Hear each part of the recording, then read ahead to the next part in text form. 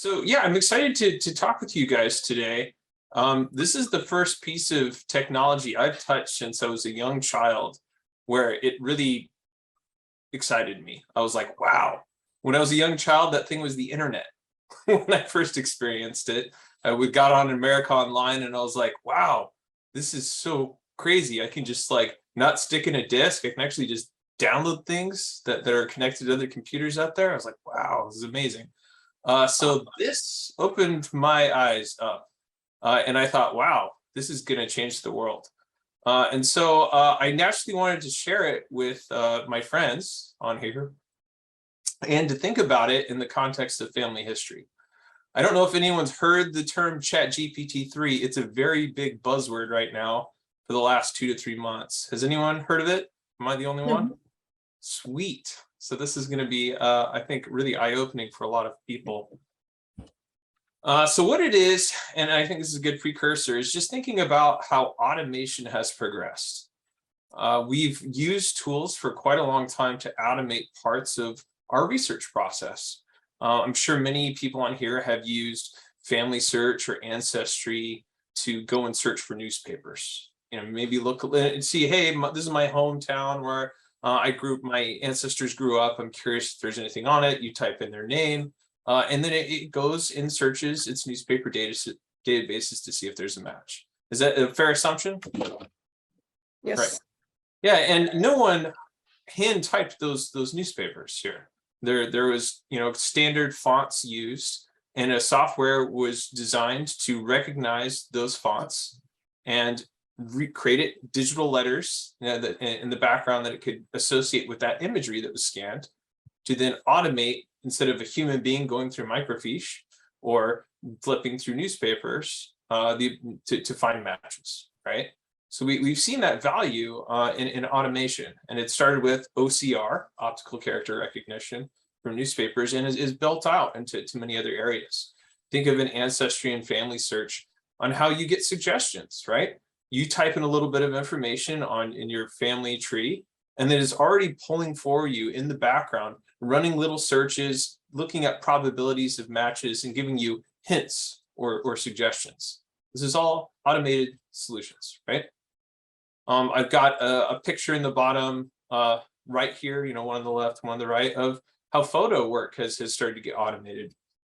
We have, on the left, the original photo in its current state, with a software that is applied to it, looks at the gaps, right? It says, hey, this visual data likely was this.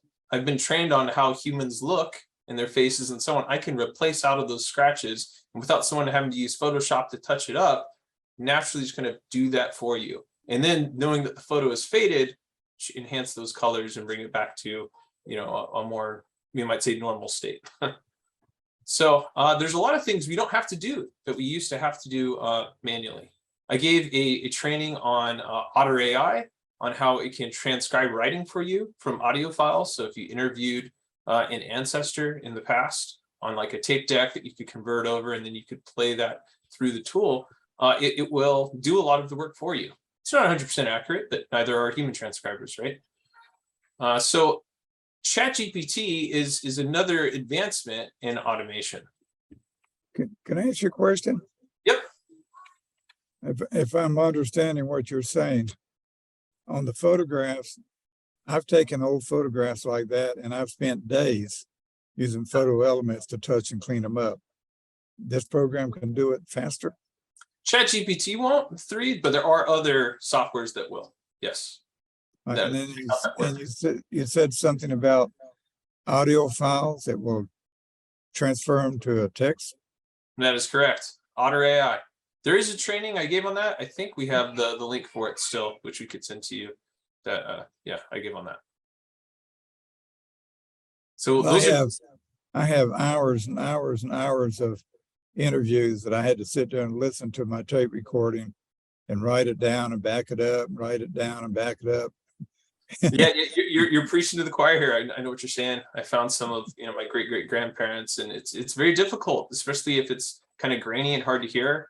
Playing it back and forth, trying to get it right. These tools can often give you suggestions of what the words could be that you wouldn't have thought yourself. that helps you move it along. So yeah, I'm just using these as kind of precursors to say there's been groundwork laid for automation, and now we're kind of hitting a Gen 2. Like when we had the online websites, they're all goofy in 1995, and there was animated GIFs and music playing in the background, and then things like YouTube came along. That was like a generational shift for the internet, and I'm saying this is a similar thing for automation. So what is ChatGPT-3? Well, this is a description that ChatGPT-3 wrote us for itself. I asked it, what are you?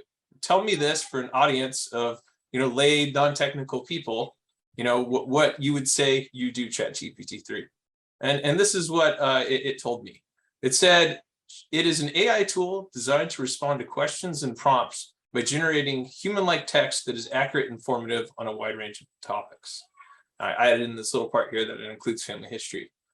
It also said it is based on a machine learning model developed by OpenAI and has been trained on a massive amount of text data, over 8 million web pages through 2021. And it has seen a huge amount of information and learned patterns and relationships between words and concepts, allowing it to generate text that is coherent and human-like. The other thing I added in here, just as you share details with it, this model, it will remember them, and it can have a conversation with you with the details that you provided. So snapshotting that here, I'm weird. I'm hearing an echo of myself in the other room. It's like my wife and son are listening to me or something, so throwing me off a little.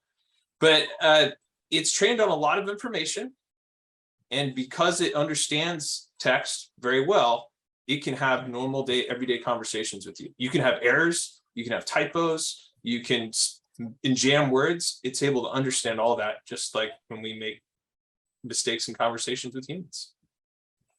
So pretty incredible if it can do what it claims it can.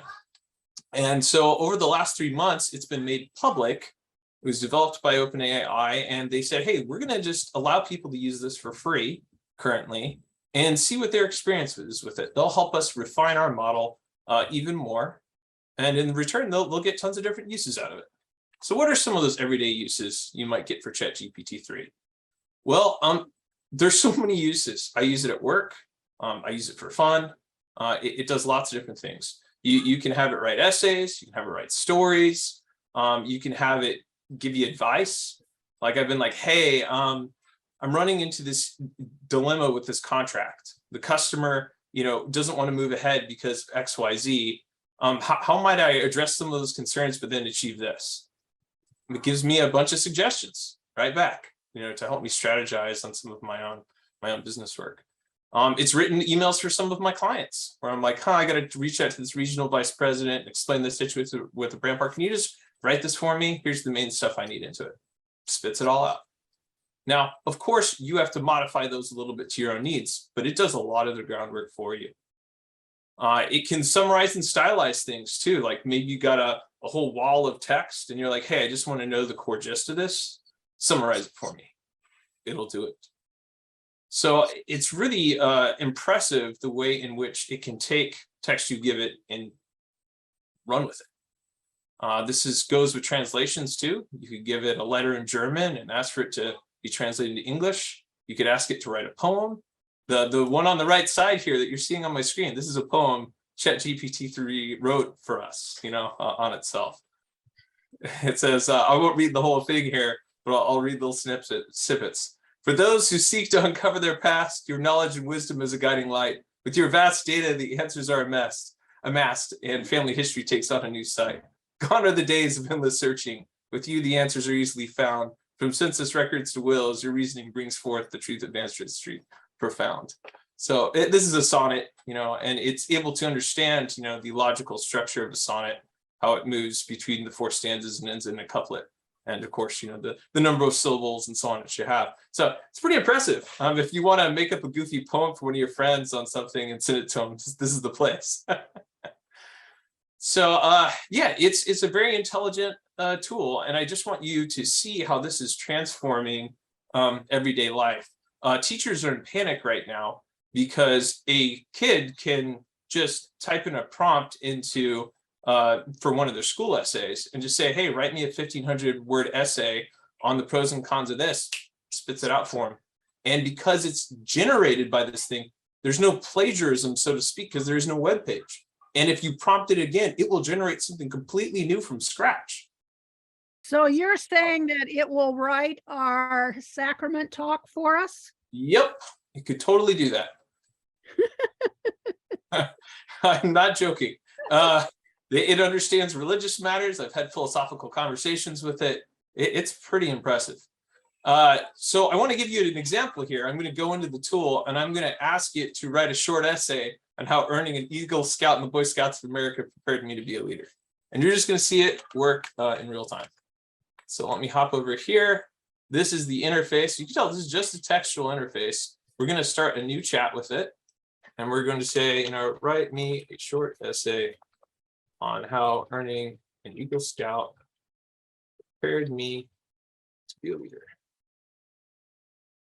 I will say in the Boy Scouts of America here. You might imagine this could be a prompt for a university. You're trying to do an admission application, and they have these little prompts that are about you and your life. I had to do this when I was a senior or junior in high school. So I just tell it, here you go. And now it's just going to write out all about it and use it as if it was in, my words or someone's words, right? And, it understands what's involved in an Eagle Scout here. It's talking about my service project I had to do as an Eagle Scout. I had to coordinate a team of people, which is definitely true. I did an orienteering course in England. I built one. And what's fascinating is once it writes out this general thing, I could ask it to rewrite it and include a few details about my actual Eagle Scout project, and it would weave those in as well. How do you get to this? Just go to chat.openai.com/chat. What was it again? Yeah, Chat? I can paste it in our Zoom. Care. Oh, where are you, Zoom? Here we go, chat. That's if anyone knows how to access the chat window in here, you'll see the link that is right in there. If you got a Google account, sign up for free. You can see it, but look at how this just spit out a very coherent understanding of what an Eagle Scout is, and did this in a minute? If a student had to train it? Nope. All I did was say, this is the only prompt I gave it. So hey, obviously, Marty? Yep, go ahead. Okay, I just wanted to add something. There's a TV show that we enjoy, CBS Sunday Morning, and they gave a segment on this about a month ago. And in that, and they demonstrated a lot of things. And one thing I was also impressed with is they showed that, and I can't remember what story they did, but for example, they said, write the story of Goldilocks and the Three Bears in the language of the King James Version of the Bible. Yes. And yes, and it took that on and it wrote it as if it were in the Bible. It was amazing. Let's try that for fun. Right now, we're gonna use my essay though here, and so try this again, but this time write the essay in the style of the King James Version of the Bible. Let's see what happens. I'm curious if we could do this. Barely the attainment of biblical skill. That's a great. Barely. I bear witness to the precious experiences. Barely. That's great. It's never perfect. I've asked it to talk like a rapper in the past. It's pretty strong. Let me ask you another question. Yeah. Furthermore, can you play like a tape recording of an interview and it copy it? No. So there's other machine learning AIs that can do that. ChatGPT is meant to be a text-only generative tool. Oh, okay. It won't take audio. It won't understand images if you gave it to it either. There are other really cool AI tools which I could give lessons on, but I wanted to start with one that was on text. So yeah, It's pretty neat. So that's just everyday uses of it. So let me pop back to my PowerPoint here. That'd be good for making up stories for my grandkids. Yeah, it's actually really good for that. Give it like a plot line, and then you kind of direct it. You could be like, you know what? This needs to be punchier. Make it a little bit more exciting, darker, more mysterious. It'll rewrite it and adjust as you want. It'll write dialogue, script, whatever you need. It's pretty incredible. So that's just everyday uses. I want to jump into how it can apply to family history here, right? So like, hey, we saw it, cool. It can generate text. Well, what does that mean for us as family historians? Like, how could we use this, right? Well, I've seen a few videos on ChatGPT-3 and family history. They were pretty negative on it, and I think they misunderstood what ChatGPT-3 is about. I see I have a typo here. Please forgive that. And that's because they thought it would just write and do all of your family history research for you, and that's not really the case. So you're going to see I show this nice train wreck of a building here. And I'm trying to call it very quickly what it can and can't do. So like when you saw that earlier, you might be like, wow, it has access to all these things. But you need to remember, it's trained on 8 million web pages that are public access. It doesn't have access to all these closed gate, Ancestry to Fold3 to, tons of other resources that aren't digitized in a way that it can use them. So don't think that it's going to do all of your research for you. That is not the case. So I saw a guy who tried to, he's a family historian in the Philippines, pick like a famous, person in the Philippines and ask them, ChatGPT-3 to write his family history for him. And it got a couple of details wrong, didn't have, the sources he was looking for. And so he was like, this doesn't work. And I think that's a wrong conclusion. It's not a tool designed to do what he wants, although I do think it could get there. The other thing that I would point out is ChatGPT-3, when you interact with it on the internet, its knowledge is not connected to the internet at all. Think of it as it got an extract of 8 million pages up through 2021, and that's all it has to access. It does not reach out to live web pages. It does not have any live data except the interface that you have with it. So you can't ask it for like, oh, give me a recommendation on current books, for this. It won't have them. In fact, it might make some up. So don't use it for those sorts of functions. I'm going to show you, though, a series of functions that I think work very, very well and have worked very well for me. Marty, Sure. I have a question. Ask away. Do you, I want to say, create an account so you sign in, and tomorrow will it, for example, remember your Boy Scout essay? Yes, and yes. So Okay. back over here, this is my account. You can see there's a series of conversations here. Wherever I started a conversation, it will store it, and I can reference it again. And within each conversation, not across the conversations, and each conversation that you create, it will remember the details within that conversation. Okay. It is free. You just need a Google account. When you click in and try to sign in, it will ask for your Google account, and then you'll have just some, permissions to click through. It'll say, hey, this is a research version. You can see right down even here, free research preview. Our goal is to make II systems more natural and safe to interact with. Your feedbacks. You can also upgrade to Plus, which I'll get to later. But let's hop back into PowerPoint. Did I answer your question, Jim? I'll take that as a yes. Yes, I muted myself. Yeah, no worries. So yeah, this is a kid picture of a baby in a bathtub, and this is where I feel like some people judging ChatGPT-3 for family history functions might be throwing the baby out with the bathwater. And I'm saying, don't do that here. There is some good stuff to learn. So what are these things for our Frankenstein-like creation that we've made? For those who enjoyed Young Frankenstein, I know I did. There's certain things it does very, very well, and I'm going to go through them one by one. So I have oral history prompts, research assistance, translation work, analyzing sources, giving historical insights, summarizing, and then helping you actually write your own family histories. I'm sure there's more, but those are the ones I've experimented with and have had good results with. So I'm going to talk with you through them and give you some examples, and ideally we'll see it do the work live. Any questions on that? I'll take this no. All right, so I'm betting many of you have maybe either owned a book or looked online for a book that is a series of family history prompts. Maybe you're looking to fill them out yourself for your own kids someday or your grandkids, or maybe you bought it for a family member so that they can fill it out, or you've got it so that you can visit them and write it down as a family visit. You know, you're like, hey, Grandpa, I want to learn a little bit more about your life.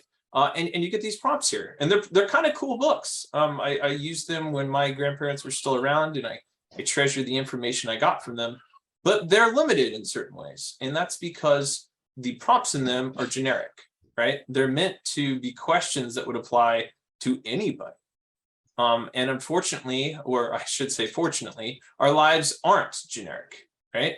They don't all follow the same paths. They don't have all the same things. Not all of us served in the military. Not all of us have a certain occupation or the same schooling. Not all of us had kids, right? So it is useful to have a tool that can give you prompts to when you're trying to speak with a family member, or perhaps even write about your own family history. It gets you to think less generically about a person's life and more specifically about it, which might even make us conclude with what ChatGPT-3 could do is, does it make these works completely obsolete because they are so generic? I don't think so fully, because it's still nice to have a tool where it's all in one, and we still need to answer general questions that apply to all walks of life for most people. However, I would definitely supplement it with what ChatGPT-3 can provide. So I'm going to give you, some examples of some prompts here that we're going to give it.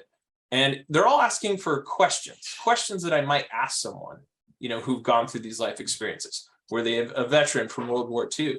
The next prompt here is from my dad's career at Pizza Hut and PepsiCo, Frito-Lay.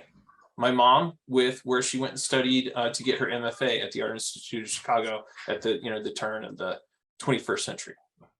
So you're going to see the sorts of questions it's going to recommend that you ask of someone with those backgrounds. And we could use other backgrounds that you guys mentioned here on the call as ways of seeing which questions it might generate too. So I'm going to exit out of this, and I'm going to copy and paste here because that's going to be much more efficient for us. So what are 20 interesting questions I could ask my ancestors about their time serving World War II? Oh, we gotta get down here, sorry. And you'll notice as it generates these, that these are pretty darn good questions to ask someone who is in it, that are, you may not even have thought some of them, but you're like, I could see if I asked my ancestor or my living relative, these questions, that I might get some really interesting feedback that would open my insight into that part of their life. So I'm not going to read these out loud. It is 20 questions after all, but I want you to glance through these and see. I think I can zoom this in a little bit too. See, like, wow, this could be really interesting to ask my relative. Any judgments so far? Are you impressed? Good Wow. questions. Yeah, no, I asked it for 20. I didn't have to, right? But I just thought, wow, I could see visiting a relative and like beforehand, I need to know a little bit about their life already, right? But that's normal with a relative. But then to dial in a little bit to those parts and think, I don't know exactly what to ask. I want to know more. ChatGPT-3, help me out. Help me figure out what maybe I should be asking to find out what I know I want to know. That makes sense? Do you want me to copy and paste any of these other ones, or do you get the idea and I can go on? I'm happy either way. It's fascinating to just watch it work sometimes. Am I the only one who does oral history interviews? Yeah, all the people I interviewed are dead now. Now it's going to be people interviewing you, is what you're saying, huh? Except I'm in the process now of writing my life story. My daughter gave me a subscription to Storyworth, and it asks you questions, but I ignore them because I have a piece of paper by my computer And as I'm working on things in a day, I go, oh, I need to say this about something I did in school. I need to say this. And I write all these things down, and then I go back and I write the story about those. They're kind of doing the same thing. But this would be interesting to see what kind of questions it could ask me. Yeah, I was gonna say you could definitely use it to help. If you're like, huh, I know I worked in this. What are things I should tell my children? Those things, and it will get you to think about them a little bit different. So I'm not gonna sit through these more, but I just wanted you guys to be exposed to that side because it's definitely a part of the research, right? Doing real interactive questioning interviews with your relatives. All right, I'm going to stop generating this guy. Hey, Marty? Yep. Yeah, a thought that I just had. Last year, I had an uncle. He was the last remaining sibling on that side of the family, and he got leukemia, and he lived for about 2 months. And so we had a couple of family Zoom meetings where people could ask him questions and learn about him. But man, sometimes you're thinking, what should I ask? Sometimes it was difficult to think, what should I ask? This is awesome that it gives you, it inspires you in so many different directions to go. I'm really impressed. Yep.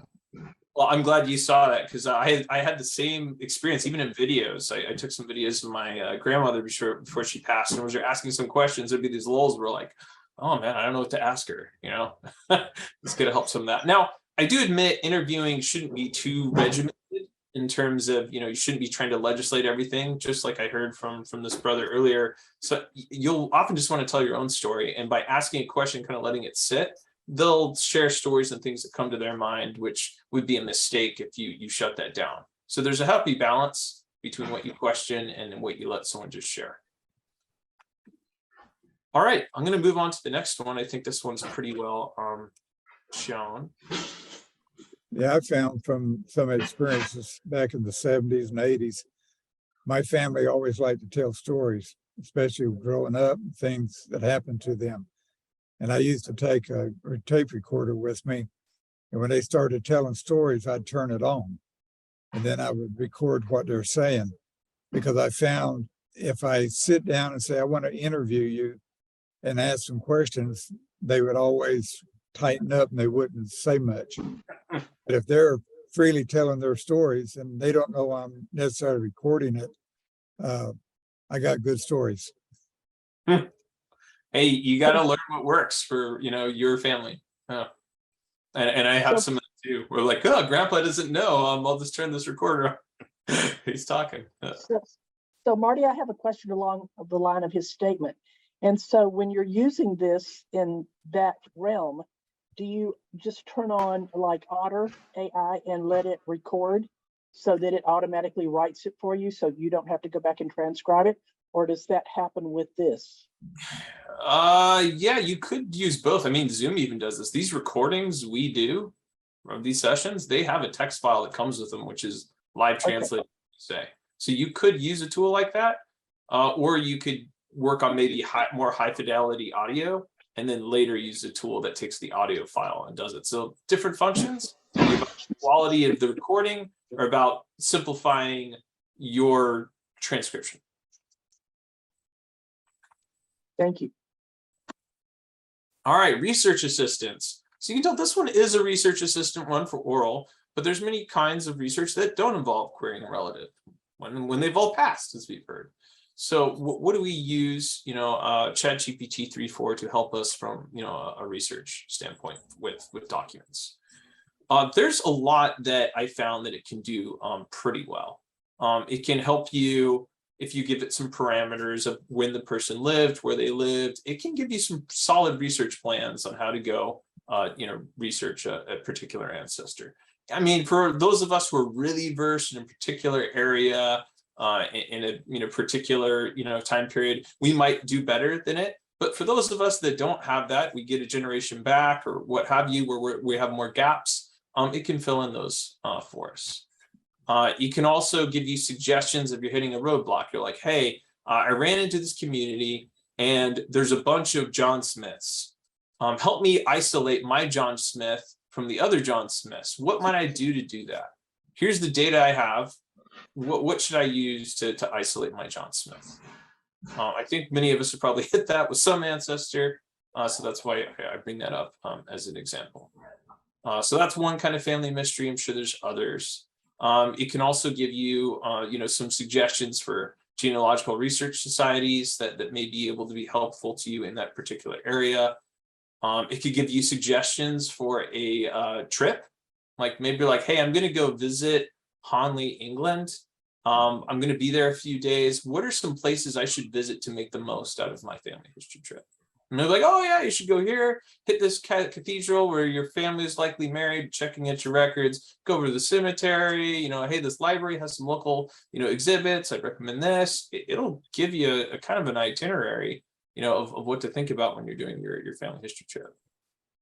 Then maybe you want to collaborate on some family history work and you're like, I don't know how to how to reach out to these distant family members who I couldn't tell from Adam, these third cousins, how many times removed, you're like, I don't know, but I want to see if they have any material that I might not. So make my work easy for me, ChatGPT-3, draft an email for me that introduces me to these people and what I'm trying to accomplish.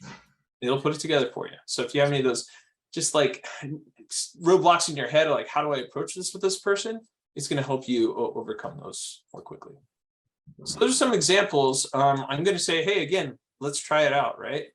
I want to give some prompts to it and for you to see what I'm saying here. So let's go to some of these examples, paste them over and do it. So this first one is on isolating some John Eastwoods. So I'm saying here, and man, this thing goes in my own window, it's a little annoying. Give me examples of how you might take 3 John Eastwoods and use the data from the record sets, and I give it some record set examples to identify that John Eastwood that is my ancestors from the others. If I wanted to, I could say this John Eastwood was born around 1799 in West Yorkshire, England, and died around 60. And I should probably say these John Eastwoods. And they were born in the same year, so that's annoying. And then let's see this.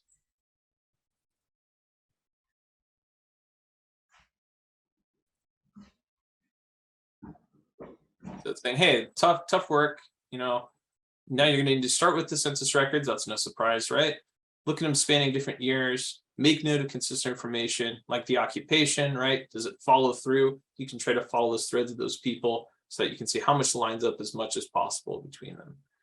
Now look at these vital records, look at what they're saying for birth and date and location. Sometimes these records will be supplemented with other things you can fact check, occupation, other family members' names. You're going to want to check for consistencies, right? Now it's going to do the same thing with church records, because those are the most common. I'm not surprised that it starts with those would be most likely to have success with, because like not everyone's going to be in the military, right, or immigrate. And not everyone's even have Marty. Yep. It's not really searching the actual record. It's just suggesting places to get you to think and go look. You got it. Think of it as your research assistant. It's saying, interesting. Yep, consult me. Give me a thought process, a methodology I can follow to resolve this issue. Because something I found in helping people with family history on things like this, they get distracted. And this could be their roadmap, and they could check off, okay, let's check number 1. Let's do number 2 now. Yeah. Okay. Got it. Interesting. In a good way. Very good way.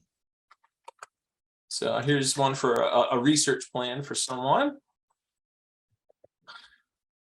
This is a Mary Beaumont another place in England. I'm saying like, hey, help me develop a research plan so I can figure out more about this person. I know these data elements, so I gave it to her. These are the data elements that I'm aware of. What should I do to try to actually research this person more fully based on what I know so far? And then no surprise, it's like saying, well, lay out everything you got, right? Start with everything that you have and things you can easily do.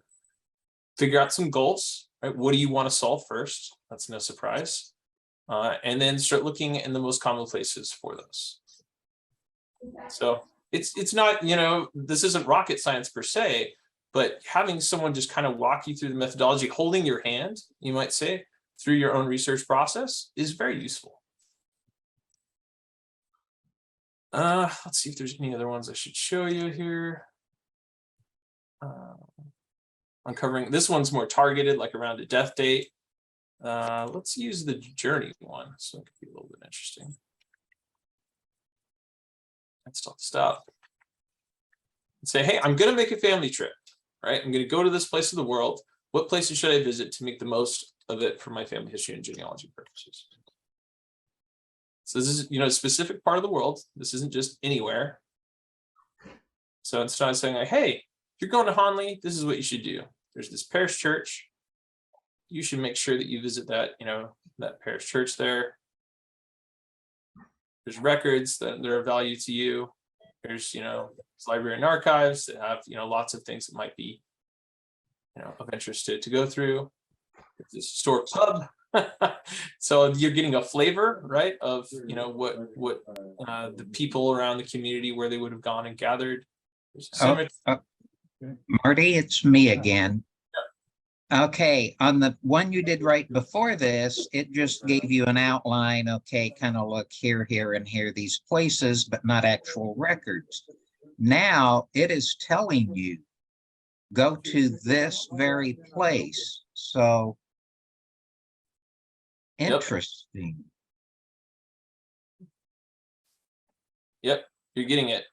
So sometimes it knows specifics, other times it's giving more generic, guidance, like local genealogy groups. But I'm impressed.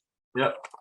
Again, Marty, it's not telling you specifically that this is where you'll find information. It's just saying there are a lot of records here that you can go, and there's a good chance that some of your family records are there, right? You're right. Saying specifically. Yeah, it's not doing your work for you, but it's helping you do your work more efficiently. That's amazing. And this looks really good for the beginner because it's like, where do you start? Yep. You could even ask that. Where should I start? And it'll tell you. What are some family history societies in Honley or I could join or learn about, something like that. And this is good for the old hand because sometimes you just get a brain cramp.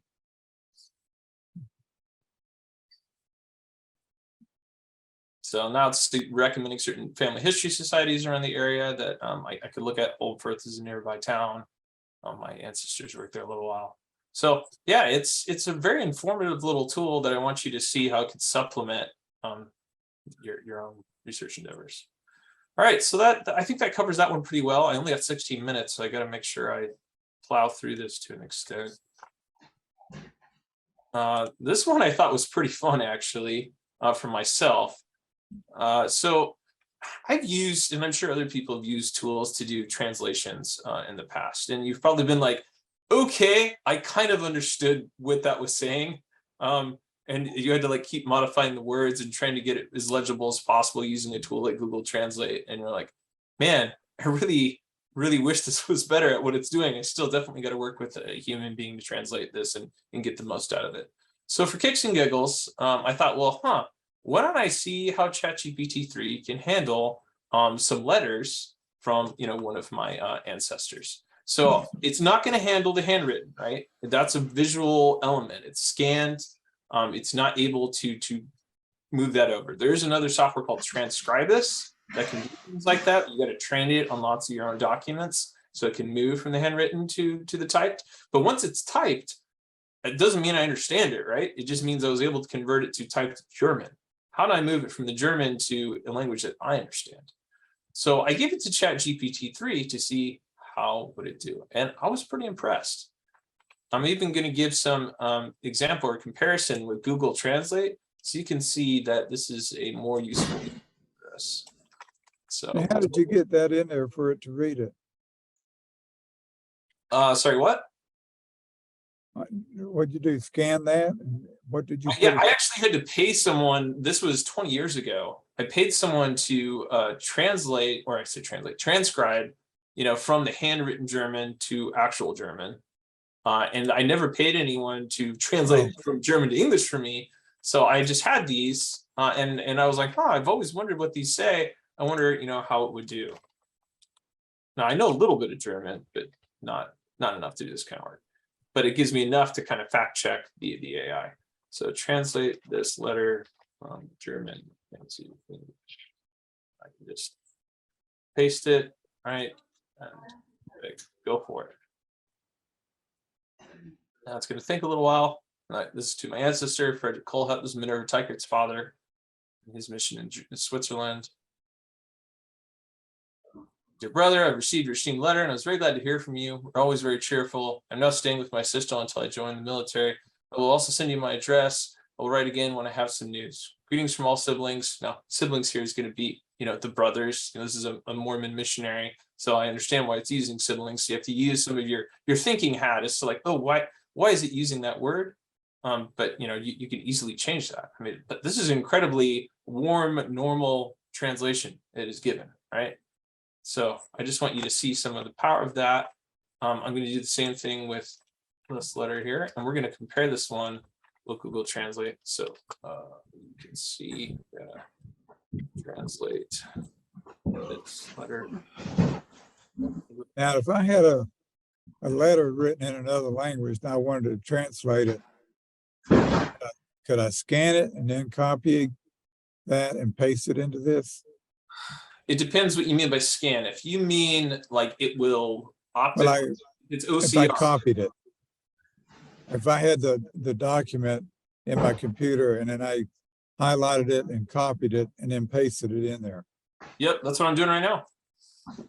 Now I'm just able to see that it's successful because I'm moving it into English, the language I'm primary on. If you're moving it to another, I don't know how well you could fact check it. You can just trust it, but there's benefits to, of course, having a competency in the language it's moving. You're going to get this. We can tell you a little.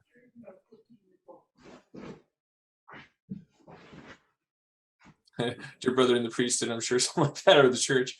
It's just fun. Many heartfelt thanks for your kind card. I thought of you often. I'm so lonely here now that the community, this would have been the church, right? The community has been closed. Today, Brother Kent said it well, and you can imagine how I feel, but I hope that there will soon be other ways for me. I'm terribly homesick, but everything comes at once. That's not quite right here. This is a little clunky, but still. However, I'll bear what the Lord has laid on me. Is there a large church community in Cologne? Goodbye in America, and please write to me soon. Very sincerely. Signature. So pretty darn good. Let's see how Google Translate fares up with the same thing. Oh, yeah. Now you think Tanager is close here to say goodbye. You can think how I feel. But I hope there will soon be other ways for me. I'm terribly homesick for home.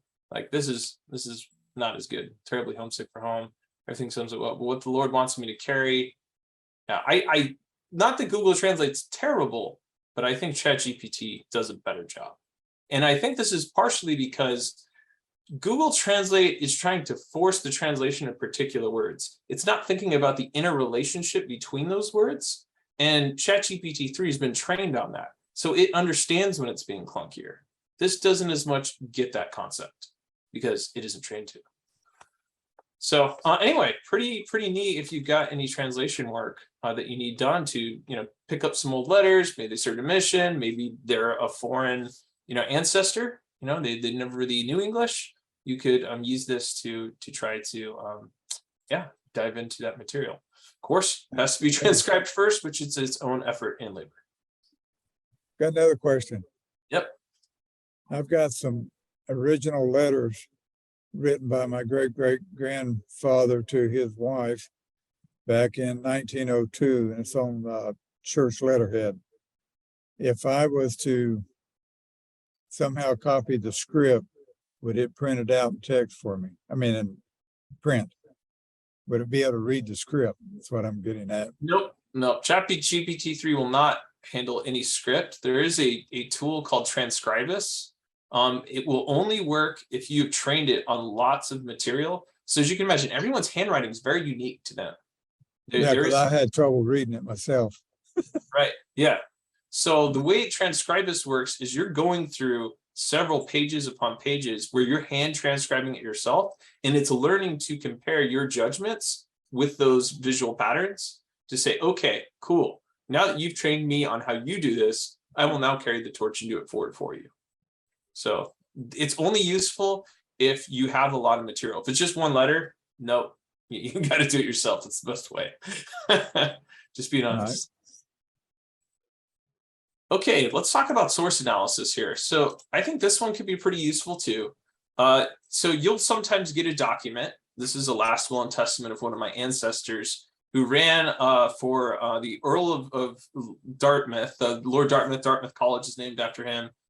He ran one of the mills that he built over in England. And, so he was middle-class man.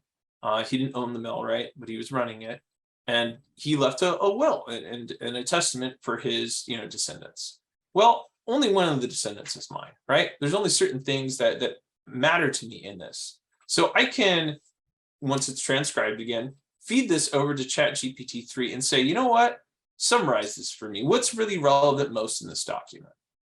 And it will go and put that together for me. Or I could say, Mary Beaumont is my ancestor. Tell me what this document shares with me specifically about my ancestor. It's going to ignore the rest and help you focus on what's relevant for you. Other ways it can be useful can be, hey, this is a last will and testament. What was involved in creating this thing? What were the legal requirements to make this document? Help me understand how this thing would have been created. What does that say about my ancestor? It can give you that feedback too, historically on building and making these last wills and testaments around this time. So I really like that. You can also ask it questions like, hey, with the data, this document has, whether it's where they worked, what they're doing, what other documents might I consult to corroborate, to give me secondary sources on the data claims in here, so I can try to make it more firm for myself as a researcher. And it'll do that. It'll say, well, you should check these other things as well, and this and this. Go look over here. So it's a good way of expanding out on the sources that you have. I'm not going to run this one through. We only have so much time, and I want to make sure we keep going along, but I think you get my points. So not only can it give you suggestions on where to look, once you have a specific document, you can give it to analyze for you, to see patterns, see things that you might not see yourself, or to just speed up the process. All right, historical insights. I kind of brought up one in that last section where I said, hey, tell me about how these kinds of documents are made. That's a historical question. There are other ones that it can definitely give you too. So I'm going to give you some examples. One that I found useful for myself was on common spellings of last names. So I've gotten so trained to just use wildcards or sound decks or things like that, I kind of forget that there's definitely other ways to spell last names, because I guess I got lazy.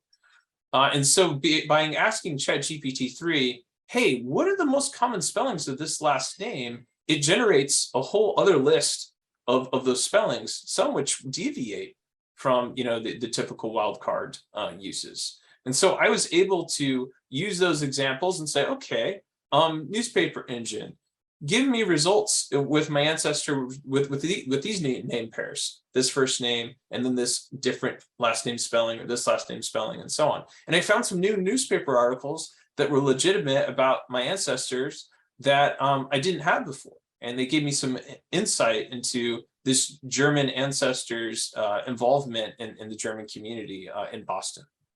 So I recommend using it to expand out how you look for data. Because you're like, I know I'm making assumptions here that this wildcard just solves it. What if that's wrong? What else might it do for me? So that was cool. Other things it can do can be just be simpler things that might puzzle you. I'll give you an example. I had a ancestor in a census who their occupation was a hooker.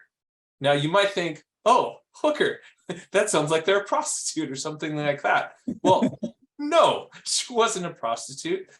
She was working in cotton factories, and a hooker was a very specific profession, within working in the factory. The same thing for one of my other ancestors that was a publican. We brought up the King James Version of the Bible earlier, and when you hear a publican there, you're thinking of a tax collector, right? Publicans like Matthew. However, publicans in the 19th century were a very different function. So you can just ask ChatGPT-3, oh, hey, in this census record, my ancestor is, listed as a publican. What does it mean, to be a publican there? So I'll even see if I got that one here, and we can see what it tells us. Let's get back up here. Say, hey, I was a publican. What is it? Now this is no surprise, right? When you hear public and you hear about pub in England, right? A pub is a public house. These were people would, come and either stay the night if it was an inn, and of course, eat, and drink. And it'll tell you a little bit about what the life of being a publican would have been. So instead of me having to look it up and search for it and so on, you might think of ChatGPT-3 as a shortcut for the internet. In other words, instead of me having to go through all these individual web pages and have to find stuff for it, it consolidates it for me. So anyway, I think this gives some fairly decent little understanding of when I see that occupation listed for an ancestor. So basically, he's a manager. What? So basically, he's a manager. Yep, and it was a she in this case, but yeah. She was the publican. He managed the inn. He ended up in debtor's prison. We'll get into that too. But yeah, it's pretty neat how I can give you that detail. All right, so I brought up occupations. This one's kind of cool. I don't know if I have this example in here. Yeah, it's historical events, right? You might say like, hey, I know generically the history of a particular country. I know the big events that happened in England or in the United States, but a lot of history is also local. I don't understand what was really unique to West Yorkshire or the town that they were living in during this time period. So I had an ancestor, he was a fisherman. He was, living in Great Grimsby, England, which was one of the big fishing ports during this time period. And so I can ask ChatGPT-3, okay, what historical events that broader than him, of course, that would have perhaps shaped and given me an understanding of his life, right? It'd be valuable for me to know as a historian. So I can probe it, and it's going to give me very, unique little historical events for that area. So of course, some things are more broad, like the Industrial Revolution, of course, was happening at this time. The docks were put very close. Wars, that he would have been aware of. British troops going off to fight Russia. Oh, fun. Cholera epidemics.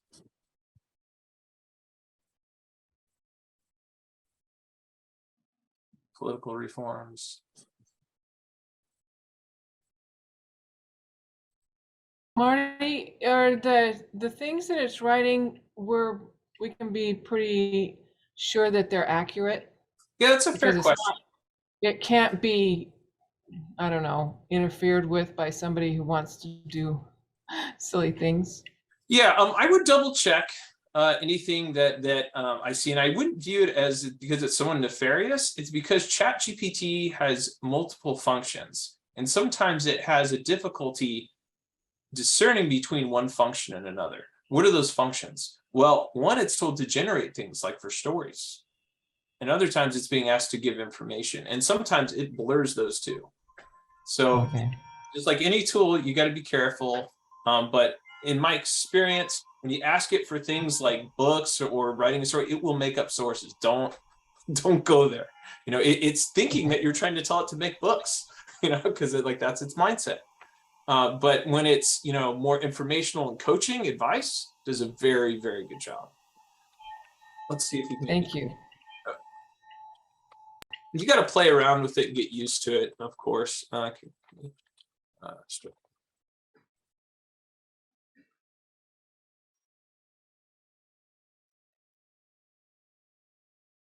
So you can kind of coach it, right? So a lot of what we've done so far is just like drop it a question, but you can interact in such a way like, yeah, that didn't quite give me what I was looking for. Can you go more here? And then it can, respond, back to you, during that. So.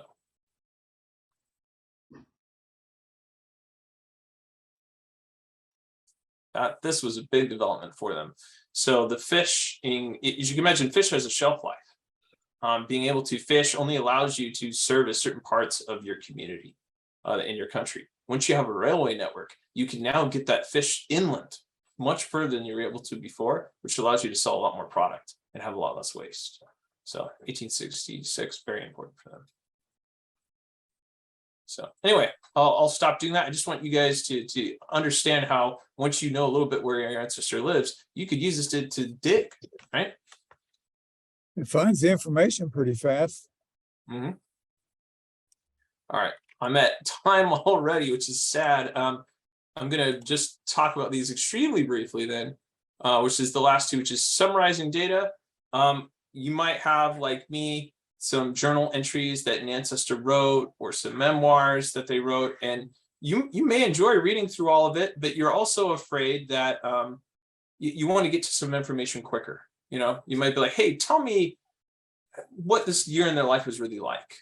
And so you have to read through it all. It'll squish it together and analyze it for you. Or tell me what it says about this person. What did my ancestors think about their parents? Instead of you having to read through the memoirs one by one, it's gonna hunt and put it together for you. Maybe you're trying to tell a family history story, but you're trying to tell it to 8-year-old kids. Your nice, sophisticated way of talking about things doesn't apply to them. How do you put in a voice that is in something that they would understand more? Make it simpler. So instead of you having to sit through and think, oh, what should I use and what should I do? You can give it the raw data, the thing you've already written, and then have it change it for you. So I was going to, show some examples from journal entries and memoirs of mine. Don't have time. And this kind of goes to the last point, which I heard from, another brother here, which is like, hey, could I use this to create some stories? Absolutely, right? You're able to do some really directed writing here. You could give it a series of facts. You could copy and paste something from Ancestry or from Family Search and say, hey, write me a more interesting story about my ancestor with these facts and incorporate some of this too that I know that wasn't listed in those facts. Tell me, it says they were a butcher. Write what it would be like in the family history, what it would have been like to work as a butcher on an everyday basis. It will then take that data and add to it what you've requested. You can also then coach it.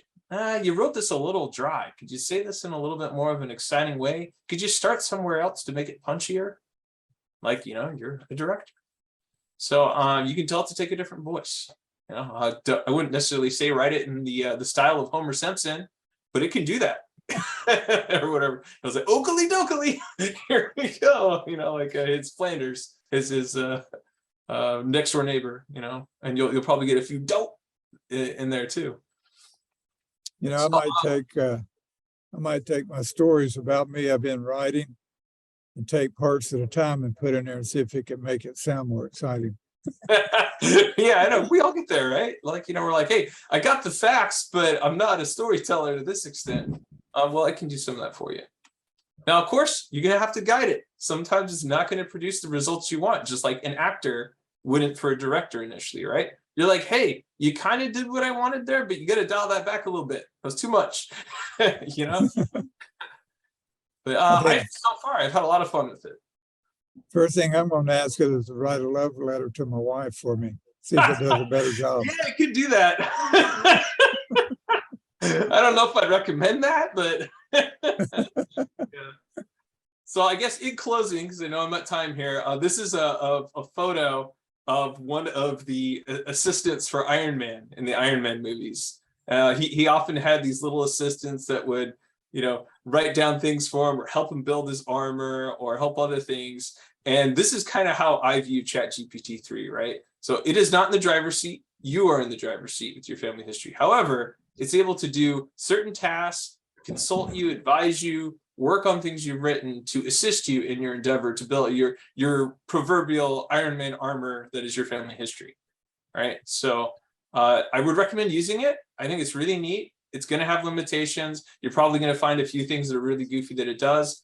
But, you know, think of it like when you worked with another human being and they do things you don't agree with either. So it's not a silver bullet by any means, but it is really, really cool. And I do think this thing's going to transform the world as it gets better and better. I mean, think of functions like lawyers that in the past had to look through cases and find, you know, the correct jurisprudence, you know, like what things happened before in similar cases. They'd have to research this in libraries. This thing will just, here's my case. Here's the judge that I'm presenting to.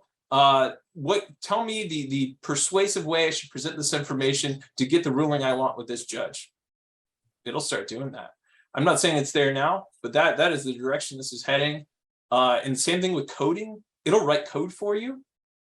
You know, the lower level software functions, this thing is going to start doing, where you'll still need engineers, you'll still need lawyers, but the number that you need is less because it can have, you know, a team of ChatGPT-3 with it. So I do think this is a big game changer, which will be exciting for us and have its own challenges, but it has a lot of cool uses for family history and other everyday functions. So have fun with it while it's free. I'm sure it'll get to a point where it is chargeable. You will find during the day that it may slow down a little bit because there's so many people using this thing right now, millions of users. If you don't want to deal with that, you can pay for a premium plan, which is like $20 per month. That's actually totally worth it in my opinion for what it can do. But right now it's free, so have fun with it. Any final questions or comments? Yeah, how do you get there again? You say chat.openal.com? OpenAI. AI. Okay. Open artificial intelligence, right? Marty, are there any questions that are better to use that are answers all what, why, how, where, all of them? That's a fair question. Of course, certain whys it wouldn't know. You know, it can help you think through whys. Like, well, why might someone have done this? Like, for instance, my ancestor moved from this city in West Yorkshire to Manchester. Why would he have done that? What are the historical migration data tell us as to why they should do that? They can actually come up with some ideas that are educated, but it doesn't know for sure. When it depends, like if it's a general thing, right? Like, when was this holiday? When was, you know, this event? But if it's something like, when did my ancestor get married? It's not going to know that, right? That's where you're still going to have to. Thank you. This has been so helpful. Yeah, Very, very I good. think it's really cool. It's in some ways frightening, but Yeah. you know. Oh, with that, is there any problem with ID theft in this? Or of course there always is, but I mean, yes and no, right? I mean, you're not plagiarizing any human being here. People have written books with this stuff and published it.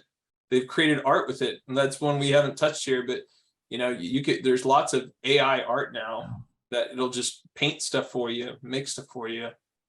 You could put a photo of an ancestor, and then it could then go and paint them in a style that you describe, like, hey, I'd like a Art Nouveau style painting of this photo, or you know, you get my point. Art Deco, whatever you want. that's incredible. So that can be a cool way to supplement some of your family history too, is having that AI generated art or modifications to your art. But that's a different you know, topic. So computers are taking over the world. I know. In the back of my mind, Skynet. You know, watch out. Yes. Terminator. Here we go. Which yeah, coaching these ethics is a big thing. They actually paid people in Africa $3 an hour, which is not a lot, to help screen what the AI originally came up with, because much of it was kind of cruel or offensive or just sort of, because it's just raw ideas, right? It's not a human, it doesn't have ethics. So there's had to have been a community of people they've paid around it to create its ethics and try to code that in. But you could imagine what a challenge that can be. So, Yeah.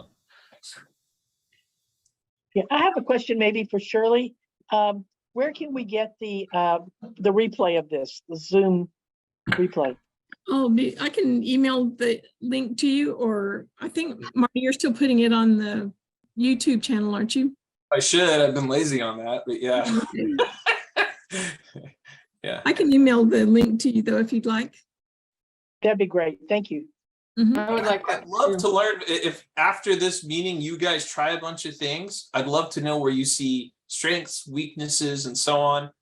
There's going to be some of all the above, you know, so you'll have new use cases and solve them, and that'll be really cool for me to learn of. Oh, I hadn't even thought of doing that with the tool, you know, that you'll have. And in other cases, you'll be like, don't use this with the tool; it can't accomplish that, you know. So that would be fun to hear.